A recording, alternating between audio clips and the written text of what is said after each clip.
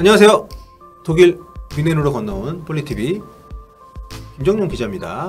자, 오늘 김민재 선수를 만나서 심도 있는 인터뷰를 나눠볼 텐데요. 여러분들께서 궁금해 하시는 부분들을 제가 하나씩 물어보도록 하겠습니다. 안녕하세요. 바이에른 입단하신 걸 축하드립니다. 네, 안녕하세요. 김민재입니다. 네. 성대모사 안 하나요? 안녕하세요. 김민재입니다. 뭐가 달라진 거야? 몰라. 자, 하나씩 제가 질문을 드리도록 할 텐데, 세리아에서 단 한 시즌만 뛰면서 우승, 리그 우승, 또 최우수 수비상, 베스트 11 선정, 정말 모든 걸 다 거머쥐고 독일로 이제 건너 오셨습니다. 지금 여기가 이제 독일 뮌헨에 이제 잠깐 체류하고 계시는 구단에서 제공한 호텔인데 어떠십니까? 질만하십니까? 뭐 일단 지냈는데 나쁘지 않고 네. 좋은 것 같습니다. 네. 나폴리 있던 시절을 결산하는 얘기는 해본 적이 한 번도 없는 것 같아서 이게 이제 얘기를 해보려고 하고요. 며칠 전에 그 포르투갈인 에이전트하고 얘기할 때 보니까 상대방을 놀릴 때 보통 이제 마마미야 이런 걸 자연스럽게 쓰시던데 이탈리아인의 말투가 약간 몸에 좀 배어 있다는 느낌이 본인도 느끼시나요? 살면서 자연스럽게 배운 거죠. 네. 맘마미아라는 게 뭐 내가 힘든지 좋은지 어려운지 등등을 표현하는 단어라서 맞는 영어니까 종종 썼습니다. 네. 이탈리아는 얼마나 배웠어요? 생활에서 영수증 주세요? 이런 거 어느 나라 가든지 초반에 배우는 말이고 축구장에서는 뭐 올려라 내려라 왼쪽 오른쪽 멈춰라 뒤에 사람 온다 이 정도 배웠고 해주세요. 예를 들어 라인을 내리라고 할 때는 스카파 라고 하는데 다들 그런 거 간단한 이탈리아어로 말하고 그래서 빨리 배우려고 했습니다. 제가 한마디씩 더 배울 때마다 애들이 좋아했고 왜 한국 사람 입장에서도 외국 애들이 한국말에 좀 재밌어 하는 것처럼 그쵸. 애들이 좋아했습니다. 아저씨 뒤로 이런 거. 전술 미팅은 이탈리아로 했었나요? 나폴리 있을 때? 팀 미팅 때는 영어 통역이 있었고 그런데 이제 운동장에서 무조건 이탈리아어를 씁니다. 여기도 독일어로 하기 때문에 빨리 배워야 돼서 단어 몇 개를 최대한 알아듣고 선수들 하는 거 뭐 눈치껏 따라해야 됩니다. 많이 다들 궁금해하시는 것 중에 하나가 경기 도중에 스팔레티 감독이 이제 김민재 선수를 이렇게 붙잡고 얘기를 굉장히 많이 열변을 토하는 장면들이 있는데 말이 뭐 이렇게 통합니까? 그럴 때는 영어로 해주세요. 영어로. 축구에 쓰이는 영어를 잘하시니까 저도 대꾸할 정도는 되고. 나폴리 시절에 좀 인상적이었던 동료 좀 언급하실 만한 선수가 있다면 누가 있을까요? 저는 일단 뭐 다 좋은데 모두 리스펙하고 다 좋았던 선수 중에 하나 꼽으라면 디로렌조. 주장. 네. 제가 두 번째인가 많이 뛰었는데 실제로는 세 번째죠. 네. 디로렌조, 네. 로버트카, 그 다음 김민재. 저보다 많이 뛴 게 이제 디로렌조가 생각이 났고 저도 진짜 힘들다고 이제 어필도 하고 그랬는데 디로렌조는 매번 열심히 하고 태도가 늘 똑같습니다. 이게 힘든 티를 잘 안 내는 선수가 디로렌조고 아예 못 쉰 선수가 매 경기에 성실하게 뛰고 또 경기와 똑같은 강도로 훈련하는 거 보면서 많이 배웠습니다. 불평 불만을 하면 안 된다는 거를 네. 좀 배웠다고 할 수 있을 것 같은데 자, 훈련장 분위기를 모르는 사람이 봐도 디로렌조는 확실히 좀 그런 모습도 있는 것 같습니다. 자, 훈련에서 상대를 해보면 가장 잘했던 선수는 누군가요? 뭐 오시멘하고도 아마 자체 훈련 때는 많이 부딪혔을 것 같은데. 당연히 오시멘이죠. 네. 뭐 훈련하면 부딪히는 포지션이니까 경기에서 상대로 만나면 힘들 것 같습니다. 실력도 좋은데 또 수비수를 괴롭히는 면이 있어서 멀리 있는데도 끝까지 추격해서 괴롭히거든요. 보통은 수비수가 공격수를 괴롭혀야 되는데 오시면 그 반대로 자기가 괴롭히는 법을 알아요. 자, 유럽 축구 연맹 챔피언스 리그에서 만날 가능성이 있습니다. 적으로서 붙게 된다면은 가장 껄끄러운 상대라고 해도 될까요? 오시면을? 그렇죠. 무조건이죠. 자, 며칠 전에 이제 탕기훈 돈벨레 선수 얘기를 저희가 했었는데 이 선수 이미지가 좀 약간 안 좋은 면이 있는데 동료로 지내보니까 어떻던가요? 성격도 좋아요. 저는 가깝게 지냈다고 생각해요. 그 선수는 지금 저를 어떻게 생각하는지 모르겠지만 되게 좋은 선수고 좋은 친구였다고 생각합니다. 네. 테크닉도 좋고 공을 진짜 안 뺏기는데 훈련에서 한 2명 정도가 붙으면 가볍게 제쳐버리거든요. 뭐 이미지 안 좋은 건 알긴 하는데 훈련장에서 느낀 장점은 확실히 있었습니다. 대표팀에서 벤투 감독, 페네르바체 페레이라 감독, 이제 나폴리 스팔레티 감독까지 김민재 선수에게 엄청난 부담을 좀 안겨주는 전술을 썼어요. 수비적으로 굉장히 좀 뭐 일명 김민재 뭐 원백? 세리아 최강 수준 팀에서도 이런 역할을 했었는데 좀 당혹스럽지 않았나요? 뭐 팀이 공격을 좋아하니까 어쩔 수 없이 수비 부담이 커지죠. 그러다 문제가 생기면 감독이 다른 선수들에게 나가지 마 이렇게 하겠지만 그런 일은 없었죠. 저는 감독들이 많이 믿어준 것 같아서 되게 고맙습니다. 믿음에 보답하기 위해 더 뛰었던 것 같고요. 그게 동기부여로 많이 다가왔고 수비 부하가 큰 상황에서 내가 한두 개 막아주면 팀 전체가 뛰는 거리는 엄청 줄어들거든요. 예를 들어서 제가 수비 부담을 이겨냄으로써 필드 플레이어 전원이 50m씩 덜 움직게 해줬다고 치죠. 이제 그럼 수비 한 번에 팀 활동량 500m를 줄여준 거고 두 번이면 이제 1000m잖아요. 그럼 이게 얼마나 큰 역할이겠습니까? 이게 세리아 A에서 잘 된 것 같습니다. 네, 굉장히 좀 스스로에 대한 엄청난 평가를 본의 아니게 해주신 것 같은데 많은 얘기네요. 수비 쪽에서 그렇게 수비를 잘 해주면 앞쪽에 있는 선수들이 안 내려야 되니까 굉장히 좀 의미가 있었던 것 같습니다. 감독이 이거를 좀 그만큼 신뢰한다는 의미로 받아들이고 본인은 동기부여 삼았다라고 봐도 되는 거죠, 김민재 선수? 그렇죠. 페네르바체에서는 사실 그 부하를 이겨내지 못했던 것 같은데 10점 중에 한 5, 6점 정도밖에 못한 것 같아요. 역습 상황에서도 골도 많이 먹었고요. 근데 페네르바체 시절 그 경기력이 5점이라고 하면 수비 혼자 하는데 먹을 수도 있는 거 아닌가요? 그러니까 제 말 좀 들어보세요. 그 시절에 많이 배웠다는 거예요. 네, 김민재 선수. 네, 막무가내로 전진해서 잘 막는 경우도 있었는데 비슷한 상황을 워낙 많이 겪었기 때문에 어떻게 대처해야 되는지 배운 것 같고 또 어떤 판단이 베스트인지 100% 확률로 판단한다면 세계 최고 선수겠죠. 네. 하지만 최대한 높은 확률로 판단하는 법을 배운 것 같습니다. 네. 결국에는 그 페네르바체 시절이 세리아 성공의 밑거름이 됐다고 볼 수 있을 것 같은데 자 시즌 초에는 또 헤딩골을 또 넣었었는데 헤딩 관련 수치도 굉장히 좋았었고 제공권이 굉장히 좋아진 것 같거든요. 뭐 스탯으로만 봐도 발전했다고는 할 수 있겠죠. 이런 이유가 있습니다. 나폴리에서는 수비 한 번 하면 그렇죠. 네. 네임콜을 해주잖아요. 거기에 취해서 뛰었는데 그게 엄청난 동기부여예요. 저한테만 해주는 콜이잖아요. 그래서 조금 더 잘해야겠다 생각하면서 스탯이 잘 나온 것 같아요. 네, 김민재 선수입니다. 네. 현타가 왔나요? 아니요. 네. 자, 여러분께서는 김민재 선수와 함께하고 계십니다. 자, 응원이 확실히 경기력에 영향을 미친다는 걸 보여주는 사례라고 할 수 있겠네요. 확실히 영향 있죠. 확실히. 네. 그런 콜을 누가 받아보겠어요. 공격수나 받는 건데 그 덕분에 더 집중하게 됐다고 할까요? 뭐 항상 다가오는 상황에 대비하려 했죠. 가장 아쉬웠던 시기는 언제일까요? 나폴리 시절에 11월 월드컵 직전입니다. 그때 몸이 좀 갔다?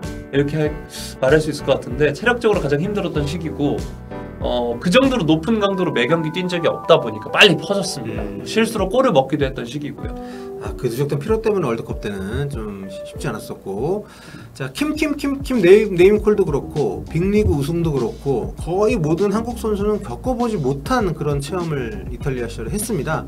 나폴리 팬들이 유독 축구에 미쳐있는 분들이어가지고 그런 것도 있는 것 같은데 나폴리에서 우승한다는 건 어떤 느낌이었나요? 이게 뭐라고 표현해야 되나? 굉장하다? 좋았다? 놀랍다? 다 아닌데 말로 표현할 수 없는 경험이었다고 해야겠네요. 네, 김민재 선수. 자, 팬들이 마구 난입해서 잡아당기고 막 뽀뽀하려고 하고 막 그랬던 직후 상황이 있었잖아요. 그때 굉장히 얼떨떨한 표정이고 라커룸 들어가서 그래가지고 다들 이에 둘러싸인 아이다 뭐 이런 댓글도 달리고 했었거든요. 사실 그 우승 확정한 날에는 실감을 별로 못했습니다. 나중에 이제 홈에서 파티할 때나 이제 실감 나서 사진 찍고 소리 지르고 은돈벨레한테 가서도 이야기하고 즐겼는데 사실 이제 관중들이 난입한 날엔 제가 할 수 있는 게 없었어요. 팔에 이제 힘을 혹시나 주면 옆에 있는 사람이 다칠 것 같아서 그냥 힘 빼고 마음대로 하세요 이런 상태였습니다. 네. 나폴리 시절 생각할 때 앞으로 좀 가장 그리울 만한 요소는 뭐가 있을까요? 동료죠. 팀 동료. 네. 우승했을 때 함께했던 선수들이고 또 그들 덕분에 베스트 11 또 수비상도 받았으니까요. 사실 한 팀에서 3개의 상을 받았다는 것도 전례가 없고 그렇죠. 대단하긴 한데 할 수만 있다면 저랑 이제 흡이차랑 오시맨이랑 받은 상을 쪼개서 11명에게 나눠주고 싶었습니다. 김민재 선수 그 흡이차 오시맨한테 허락 받은 건가요? 뭐 지루도 그렇게 생각하지 않을까요? 네. 네임콜이 참 인상적이긴 했습니다. 그렇죠. 그걸 어디서 들어보겠어요? 여기서 설마 생기겠어요? 독일에서 생기기를 바라고 아니면 그대로 갖다 써도 될 것 같은데 자 바이에른 뮌헨 온 뒤에도 이제 굳이 민재라고 안 불러도 된다. 등에는 민재라고 새겼지만 킴이라고 불러도 된다고 했는데 그런 이유라고 봐도 될까요? 네, 뭐 선수들도 킴이라고 부르기는 하거든요. 팬들도 선수들도 해설자도 자연스럽게 부르는 말이라서 뭐 하던 대로 하셔도 된다 이런 말이었어요. 네. 그러고 보니까 한국에서 제일 흔한 성씨 중에 하나인데 유럽파 중에 김 씨는 좀 드물었던 것 같습니다. 뭐 쏜, 차, 박, 이, 구, 조 뭐 이렇게 그러네요. 어떤 팀을 가든 장기적인 목표를 정하는 편이라고 얘기를 한 적이 있습니다. 세리아에서는 첫 시즌 최우수 수비상이 목표였었던 건가요? 김민재 선수? 시즌 도중 바뀌었거든요. 네, 그래서 처음에는 베스트 11에 드는 거였는데 처음부터 네, 전반기를 치르다 보니까 우승할 수 있을 것 같더라고요. 오. 그래서 우승으로 바꿨고 하다 보니까 모든 걸 이룰 수도 있을 것 같더라고요. 그래서 수비상을 추가했습니다. 동기부여를 위해서 스스로에게 시즌 도중에 더 높은 목표를 계속 추가를 했다는 거군요. 네, 뭐 선수가 축구장 안에 동기부여 요소가 있어야 된다고 생각합니다. 네. 심지어 경기하다가 사소한 실수 하나 하면 자신에게 야 이래서 수비상 받겠냐? 정신 차려라 라는 말을 속으로 했거든요. 그냥 집중하자. 모티베이션이 잘 됐습니다. 네. 그러니까 그냥 집중해야 돼, 잘해야 돼 하는 것보다 그렇게 네. 구체적인 목표를 설정을 하는 게 훨씬 모티베이션이 된다. 이거는 김민재 선수의 이런 말이 굉장히 또 많은 분들에게 좀 도움이 될 수 있지 않을까. 네. 이런 생각이 또 듭니다. 2년 전 오늘 어디 소속이었는지 기억하십니까? 2년 전이요? 언제일까? 어딜까? 베이징? 그땐 베이징이요. 그렇죠. 네. 여전히 베이징 거안에 있을 때입니다. 2년 전 오늘. 페네르바체 입단 오피셜이 8월 16일에 났기 때문에 그러니까 다시 말하면 만 2년 만에 중국에서 터키 거쳐 이탈리아를 거쳐서 독일까지 이렇게 오게 된 건데 3번이나 팀을 이적을 했고요. 바이에른 뮌헨에 와가지고 며칠이 지나지 않은 오늘 기분은 어떻습니까, 김민재 선수? 뭐랄까? 저도 안 믿긴다고 해야 하나? 페네르바체 때는 사실 세계적으로 엄청난 팀에 나간다는 느낌은 아니었어요. 도착한 뒤에 팀과 팬 문화가 좋아서 감동을 받았는데 나폴리 갈 때부터는 이 정도 팀에 내가 간다는 게 믿기 힘들었고 네. 게다가 바이에른 이적은 되게 빨리 진행되기까지 했으니까 여전히 믿기 힘들다는 느낌입니다. 그동안 지켜본 바로는 팀 바꿀 때마다 여기서 주전 경쟁을 이겨냈을까 하는 긴장감과 될 것 같다는 자신감이 늘 좀 공존했던 느낌이 있었거든요. 오늘은 두 기분이 몇 대 몇 정도 비율이 되나요? 밖으로는 표현을 잘 안 하지만 에이전트들은 제가 많이 괴롭혀서 잘 아는데 늘 그 생각을 합니다. 이런 팀에서 뛸 수 있을까? 지금 긴장이 7, 자신감 3 네. 정도 되는 것 같은데 어제 기자회견에서도 괴물 3번 등이 이제 부각이 됐는데 그럴 때마다 오는 압박감이 있습니다. 하지만 단기적 목표, 장기적 목표를 따로 정하곤 했는데 이번엔 장기 목표는 없고요. 네. 일단 경기에 나가서 뭐라도 하는 게 목표입니다. 자, 세리아 최고 수비 수상을 타고 바이에른 뮌헨이 러브콜을 보냈다는 것만 봐도 외부에서는 이미 잘할 거라는 그런 확신을 갖고 있다고 볼 수 있을 것 같은데. 네. 그렇죠. 구단 입장에서는 그러니까 영입했겠죠. 그런데 제 관점에서도 통할 것 같냐고 한다면 그렇다고 대답할 수가 없죠. 언어도 그렇고 리그도 바뀌었으니까 항상 여기서 뛸 수 있어라고 누군가 물어보면 모르겠어 봐야 알지라고 답할 수밖에 없는데 구단 입장과 이적료 액수는 중요한 게 아니고 얼마나 빨리 적응하느냐가 달린 것 같습니다. 네. 챔피언스리그에서 그 다른 빅리그의 강팀 리버풀이나 프랑크푸르트 상대로도 좋은 경기력을 보여줬어요. 김민재 선수. 자, 리그를 가리지 않고 경쟁력이 있다는 걸 좀 확인을 한 게 아닌가 싶은데 너무 겸손하게 얘기하니까 오히려 제가 좋은 얘기를 하게 만드시는 것 같습니다. 아니 긍정적인 얘기만 하시는데 밖에서 보기엔 그렇겠지만 제 입장에서 부담이 컸죠. 리버풀전은 나폴리 흐름이 좋았어요. 네. 팀의 흐름을 타면 막기가 쉽지 않거든요. 그날은 모든 포지션 선수들이 잘해줬고 근데 이제 말씀드리자면 경기장에 나가는 것만 중요하다고 생각해요. 그렇군요. 바이에른 뮌헨은 오랫동안 꾸준히 러브콜을 보냈던 팀은 아닙니다. 유럽 이적 시장을 이제 3번 겪어보니까 오랫동안 공들였던 팀으로 가지는 않았었는데 그러니까 다 어떻게 보면 뒤늦게 급부상한 팀들이 막 채가는 시기였단 말이에요. 김민재 선수를 매번 어떻게 더 얼떨떨하게 온 느낌인 것 같은데 어떻습니까? 근데 그렇게 갑자기 들어온 팀의 러브콜이 매번 제일 와닿았거든요. 페네르바체 빼면 나폴리와 바이에른 모두 기존 선수가 나가면서 러브콜이 온 건데 그러니까 이제 팀의 입장에서 좀 더 간절했겠죠. 나폴리는 쿨리발리오고 바이에른은 이제 리카가 나가면서 빈자리를 메워야 했는데 그리고 이제 감독과 미팅했을 때 진짜 좋았거든요. 올해의 경우 투엘 감독이랑 이야기할 때 와닿는 말을 했던 게 뭐냐면 구단이 와닿는 말을 했고 또 물론 이적했을 때 경쟁이 가장 힘든 팀이긴 한데 그럼에도 불구하고 여긴 뮌헨이니까 갈 수 있을 때 가야죠. 네. 구단 태도도 좋았고. 통영 사투리 맞나요? 몰라요? 네. 자, 김민재 선수와 함께하고 계십니다. 자, 투엘 감독이 어떤 면에서 감명을 줬는지 좀 얘기를 해주실 수 있나요? 전술 이야기 같은 건 잘 안 했고 대신 제 장점이 뭔지 굉장히 세밀하게 얘기해 주셨어요. 스스로 생각하는 자신과 좀 비슷하게 얘기를 해주셨고 그러다 보니까 이제 날 잘하는 감독님이다 이런 느낌이 강했습니다. 그 전에 이전 소속팀 감독님들도 뭐 그러셨던 걸로 제가 알고 있는데, 자 병역 혜택을 받아서 군사 훈련을 받은 축구 선수는 많았지만 퇴소 당일에 곧바로 메디컬 테스트를 하는 경우는 처음 봤거든요. 그날 아침까지는 군대에 이제 체육복을 입고 있었을 것 같은데 오후에는 바이에른 팀 닥터를 만났습니다. 어땠습니까? 얼떨떨했죠. 얼떨떨. 그만큼 뭐 팀에 빨리 할 수 있었다는 건 좋아요. 이렇게 빨리 합류한 적이 없어서 보면 뭐 베이징이나 페네르바체, 나폴리 모두 시즌 막판에 합류했잖아요. 네, 프리시즌 막판에 합류했었죠. 근데 지금은 다른 것보다 이제 몸 상태가 문제입니다. 훈련소에서 운동을 못했고 구보 두어 번 한 게 전부거든요. 군대에서 뭐 팔굽혀펴기, 뭐 윗몸 일으키기, 뛴걸음 이게 조금만 했는데 그래서 이제 지난 이적들 때보다 더 분발해야 되지 않을까 싶습니다. 사실 나폴리는 늦게 합류를 했지만 페네르바체 때는 그래도 좀 훈련을 하다가 그래서 약간 몸을 만든 상태였거든요. 그렇죠. 훈련소에서는 어땠나요? 자유시간에 운동을 할 수가 없었나요? 한 번 있긴 했는데 뛰다가 비가 와서 그 시기에 비 아닌 폭염이거든요. 둘 다 운동 금지죠. 하체 근력 운동을 좀 했어야 됐을 텐데 생활관 바닥에서 뭐 런지 같은 거라도 좀 하지 그랬어요? 그런 분위기가 아니에요. 다행히 그래도 운동 유튜브가 하나 있길래 그걸로 발목 운동 정도 했습니다. 네, 김민재 훈련본소에서 본 썰, 요게 이제 인터넷 커뮤니티에 많이 올라오는데 본 거 있나요? 하나 봤는데 반 정도 맞는 이야기예요. 약간 과장된 내용도 반 정도 있는 것 같은데 같은 생활관 전우 중 한 명인 것 같습니다. 정말 옆에서만 봐야만 알 수 있는 내용인데.